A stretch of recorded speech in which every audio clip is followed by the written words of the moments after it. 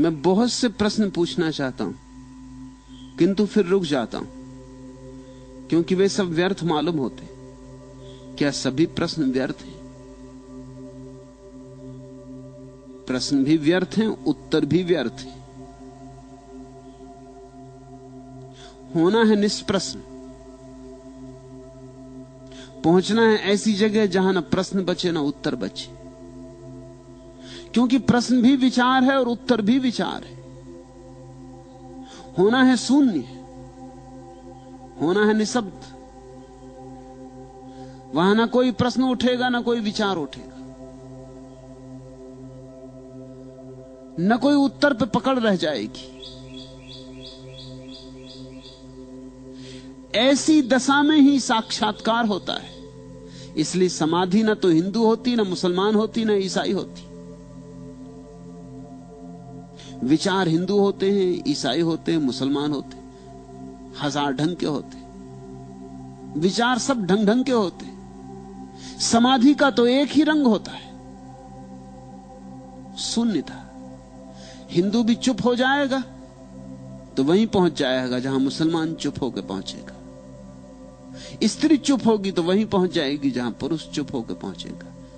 लेकिन अगर बोलेंगे तो भेद पड़ जाएंगे, तो भिन्नता आ जाएगी। अच्छा ही होता है कि तुम्हें दिखाई पड़ जाता है कि सारे प्रश्न व्यर्थ हैं, फिर भी उठते हैं। प्रश्न ऐसे ही मन में लगते हैं जैसे पत्ते वृक्षों में लगते हैं। मन का स्वभाव है प्रश्न करना। मन प्रश्नों के सहारे जिंदा रहता है। मन को उत्तर में उत्सुकता नहीं है, ख्याल रखना, ध्यान रखना। मन को उत्तर से कुछ लेना ही नहीं है। मन तो उत्तर से भी नए 10 प्रश्न खड़े करने को उत्सुक है, इसलिए उत्तर भी मांगता है। एक प्रश्न पूछता है, उत्तर मिले, उत्तर में से 10 नए प्रश्न खड़े कर देता है। पूछेगा परमात्मा ने बनाया जगत को? सच में परमात्मा ने जगत को बनाया? और ऐसा लगता है कि बड़ी श्रद्धा से, बड़ी निष्ठा से पूछ रहा है। कहो कि हां परमात्मा ने जगत को बनाया, और 10 प्रश्न खड़े हो जाते हैं। क्यों बनाया? फिर ऐसा ही क्यों बनाया? फिर इतना दुख क्यों बनाया? ये कैसा अन्याय हो रहा है? फिर कोई गरीब और अमीर क्यों बनाया? फिर कोई सुखी और दुखी, और कोई सोने की चम्मच मुंह में लेकर पैदा हो रहा है, और कोई दाने दाने को मुहताज। फिर ऐसा क्यों किया? फिर पाप क्यों बनाया जगत में? फिर आदमी को ऐसा क्यों बनाया कि वो पाप कर सके? फिर उसे पुण्य ही करने की क्षमता क्यों न दी? अब उठना शुरू हुआ, अब कोई अंत नहीं होगा। इसलिए बुद्ध जैसे ज्ञानी ने पहले ही प्रश्न पर रोक देना चाहा। पूछो बुद्ध से ईश्वर है? बुद्ध कहते हैं ये प्रश्न किसी काम का नहीं। इससे न निर्वाण होगा, न समाधि लगेगी, न शांति मिलेगी। इससे तुम्हारे चित्त की चिकित्सा नहीं हो सकती। इसे हटाओ, ये किसी काम का नहीं। बुद्ध जानते कि इसका उत्तर दिया कि तुम 10 प्रश्न ले आओगे। प्रश्नों की संतति बढ़ती ही चली जाती। प्रश्न मन उठाता क्यों है? यह असली प्रश्न से बचने की तरकीब है। असली प्रश्न तो एक है, मैं कौन? मगर वो मन नहीं उठाता। वो कहता है संसार क्या है? संसार में दुख क्यों है? संसार को किसने बनाया? क्यों बनाया? अंत क्या है? लक्ष्य क्या है? 1000 प्रश्न उठाता है, एक प्रश्न नहीं उठाता कि मैं कौन। महर्षि रमन के पास जब भी कोई जाता था, कोई भी प्रश्न लेके जाए, वो कहते छोड़ो, ये असली प्रश्न पूछो। लोगों की समझ में ही ना आता कि असली प्रश्न क्या है। तो लोग पूछते आप ही बता दें असली प्रश्न क्या? तो वो तो एक ही प्रश्न था असली, मैं कौन। तो लोग कहते चलो यही पूछते हैं कि मैं कौन हूं। तो वो कहते मुझसे मत पूछो, असली प्रश्न दूसरे से नहीं पूछा जा सकता। आंखें बंद करो, दोहराओ भीतर कि मैं कौन। झूठे प्रश्न दूसरे से पूछे जा सकते हैं, झूठे ही हैं, किसी से भी पूछ लिए। असली प्रश्न तो अपने से ही पूछा जा सकता है, अपने ही अंतरतम में गुंजाना होता है, अपने ही भीतर और भीतर और भीतर खोदते जाना होता है। एक सवाल है कि क्या ख्याल है सच और क्या झूठ है वास्तव। एक और सवाल है कि क्या बवाल है बर्दाश्त करना और क्या चोट पहुंचाना, खत्म करना है बवालों को। एक और सवाल है कि पहले और दूसरे सवालों में से कौन सा है पहला। क्या ये दोनों ही सवाल न पहले हैं न दूसरे? ये सवाल ही नहीं, हमारी कमजोरी है, हमारी बेईमानी है, हमारी चोरी है। किस बात की चोरी? हम असली सवाल को छिपा रहे हैं धुआं उठा के। हजार सवालों का जाल खड़ा करके हम असली सवाल को भुला रहे हैं। हम अपने को उलझा रखना चाहते ताकि असली सवाल न पूछना पड़े। असली सवाल पीड़ादायी है, भाले की तरह चुभेगा छाती में जब पूछोगे मैं कौन। क्योंकि तुमने तो मान ही लिया है कि तुम्हें पता है। हर एक मान के बैठा है कि मुझे पता है कि मैं कौन हूं। यह भी कोई पूछने की बात है? तुम तो जानते ही हो तुम्हारा नाम, पता, ठिकाना। और क्या चाहिए? तुम्हें पता है तुम गोरे हो कि काले हो, हिंदू हो कि मुसलमान हो, हिंदुस्तानी कि पाकिस्तानी। तुम्हें सब पता है, तुम्हारे पिता का नाम, पिता के पिता का नाम, तुम्हारा घर, सब तुम्हें पता है, तुम्हारा धंधा, तुम्हारी शिक्षा दीक्षा, सब तुम्हें पता। और क्या चाहिए? और इसमें से कुछ भी तुम नहीं हो। ना तो तुम्हारी शिक्षा तुम हो, ना तुम्हारी दीक्षा तुम हो, ना तुम्हारी संस्कृति, ना तुम्हारी सभ्यता, ना तुम्हारा समाज। तुम इस सब से अतीत हो, इस सब के पार हो। तुम शुद्ध चैतन्य हो, तुम सच्चिदानंद हो।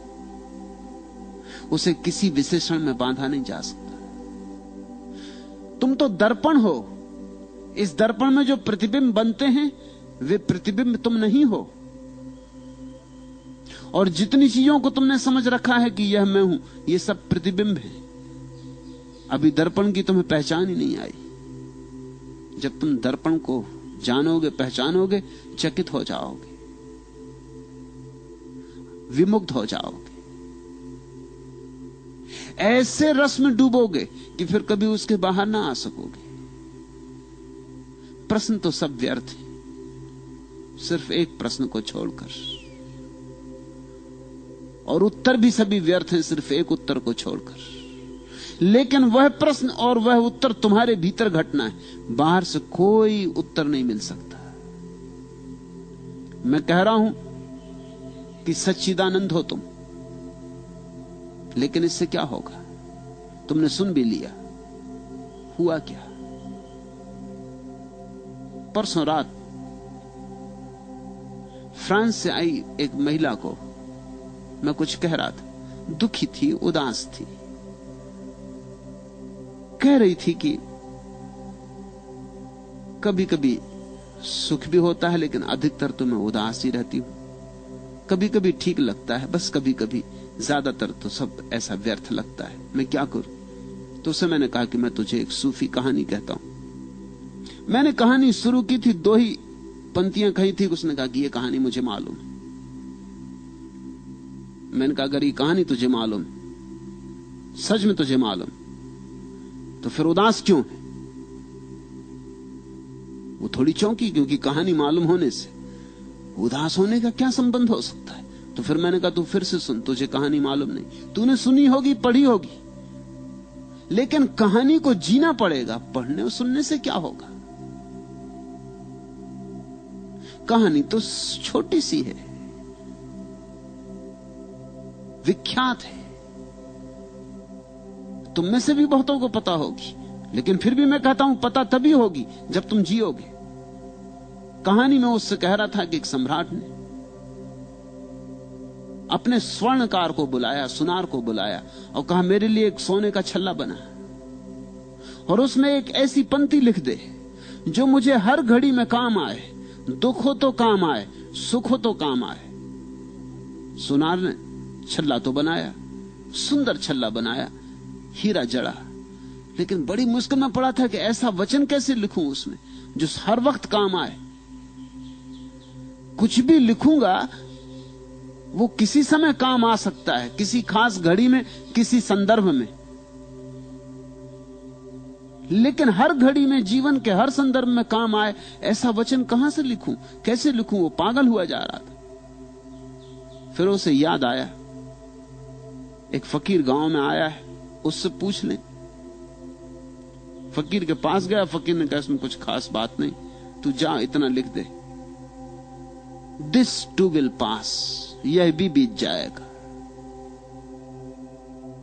और सम्राट को कह देना कि जब भी कोई भी घड़ी हो और तुम परेशान हो, खुश हो, दुखी हो, इस छल्ले में लिखे वचन को पढ़ लेना, वो काम पड़ेगा। और वो काम पड़ा।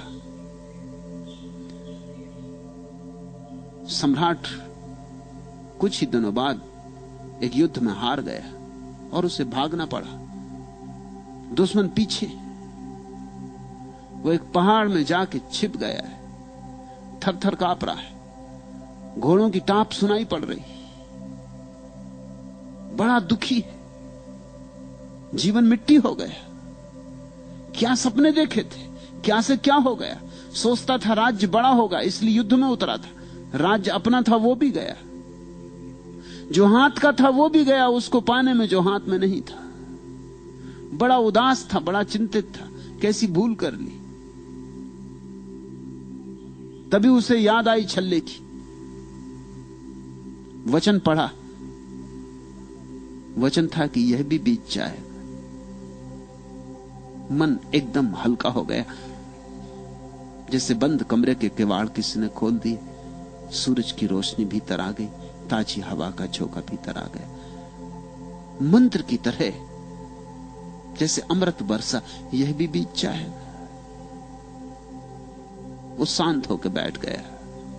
वो भूल ही गया थोड़ी देर में कि घोड़ों की टाप कब सुनाई पड़नी बंद हो गई, दुश्मन कब दूर निकल गए। बड़ी देर बाद उसे याद आई कि अब तक पहुंचे नहीं। और 3 दिन बाद उसकी फौजें फिर इकट्ठी हो गईं, उन्होंने फिर हमला किया, वो जीत गया, वापस अपनी राजधानी विजेता की तरह लौटा। बड़ा आंकड़ा था, फूल फेंके जा रहे थे, दुदुम्बी बजाई जा रही थी, भारी शोभा यात्रा थी।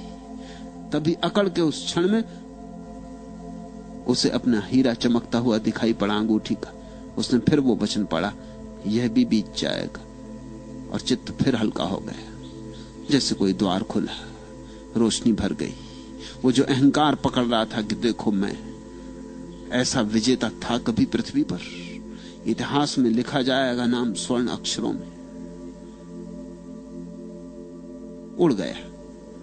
जैसे सुबह सूरज उगे और घास पे पड़ी ओस की बूंद उड़ जाए, ऐसा वो अहंकार उड़ गया, हल्का हो गया। फिर वही शांति आ गई। मैं उस महिला को कह रहा था ये कहानी, मैंने आधी ही कही थी। उसने कहा कि मुझे ये कहानी मालूम। मैंने कहा नहीं मालूम।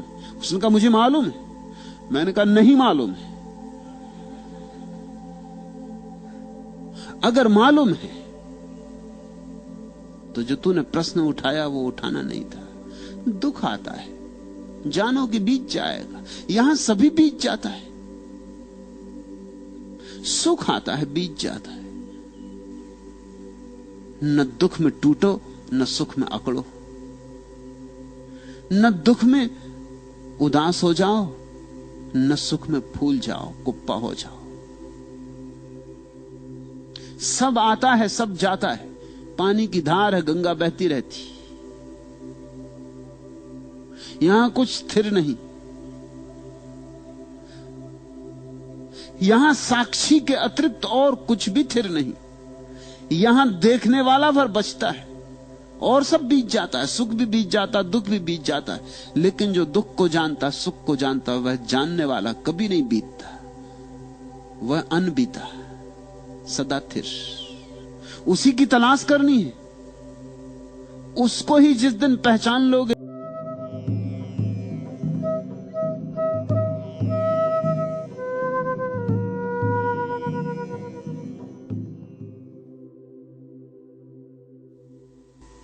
मैं बहुत से प्रश्न पूछना चाहता हूं, किंतु फिर रुक जाता हूं, क्योंकि वे सब व्यर्थ मालूम होते। क्या सभी प्रश्न व्यर्थ हैं? प्रश्न भी व्यर्थ हैं, उत्तर भी व्यर्थ हैं। होना है निष्प्रश्न, पहुंचना है ऐसी जगह जहां न प्रश्न बचे न उत्तर बचे, क्योंकि प्रश्न भी विचार है और उत्तर भी विचार है। होना है शून्य, होना है निशब्द। वहां ना कोई प्रश्न उठेगा ना कोई विचार उठेगा।